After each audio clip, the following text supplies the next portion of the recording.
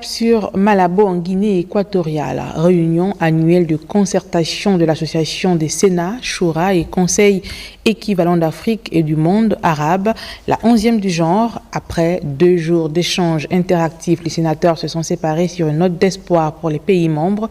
Les travaux ont débouché sur plusieurs recommandations. On en parle avec Gervais Fabrice Odjouga et Félix Moudibangoyi. De mon pays, le Gabon. L'engagement du Gabon pour la lutte contre les changements climatiques n'est plus à démontrer. Présente aux assises de l'ACK à Malabo, Paulette Missambo, la présidente du Sénat de la Transition, a réclamé des compensations pour les populations qui préservent la forêt gabonaise.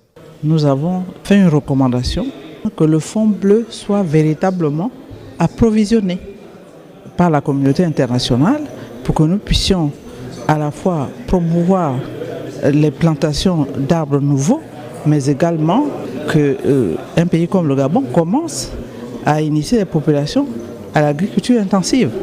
La position du Gabon face à cette situation a suscité des vifs intérêts car plusieurs délégations avec lesquelles le Gabon partage les forêts du bassin du Congo ont soutenu cette position. On nous interdit d'exploiter ces forêts et ils ne nous donnent pas la compensation, malgré les demandes qu'on a formulées. Si nous voulons évoluer, il faut que nous tenions les engagements.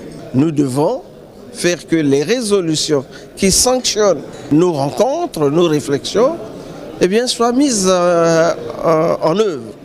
L'un des objectifs de l'ACK est l'engagement des pays membres à travailler ensemble pour renforcer les efforts et établir les liens de coopération entre les pays africains et ceux du monde arabe. L'objectif aussi, c'est de pouvoir réaliser concrètement des mesures accompagnant les mesures gouvernementales concernant le développement économique, social et qui peuvent aider les peuples. À Malabo, pendant 2 jours, les parlementaires africains et ceux du monde arabe ont posé les jalons d'un monde de paix équilibré et engagé vers le développement durable. Vivement que les recommandations issues de ces assises de Malabo soient appliquées par les gouvernements des pays membres.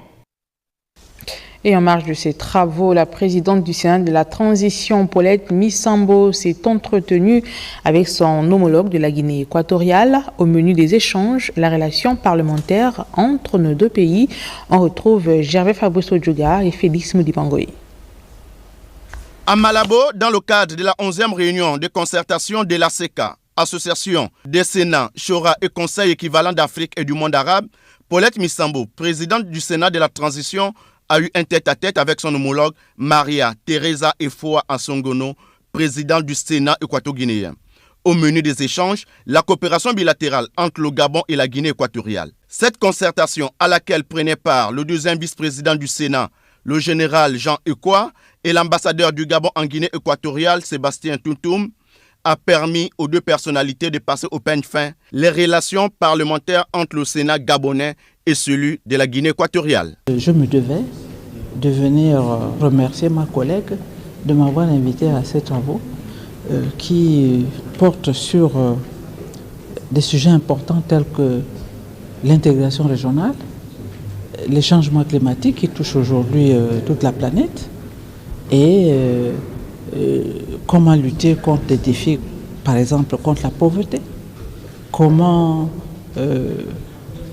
mettre l'Afrique sur la voie d'un développement harmonieux. Et ce n'est possible que si, tous ensemble, on imagine, on met en commun nos expériences, nos idées, pour trouver ensemble les voies et moyens pour apporter des solutions que nos populations attendent. Considérés comme 2 pays frères, le Gabon et la Guinée équatoriale entretiennent des relations bilatérales dans plusieurs domaines, dont la coopération parlementaire.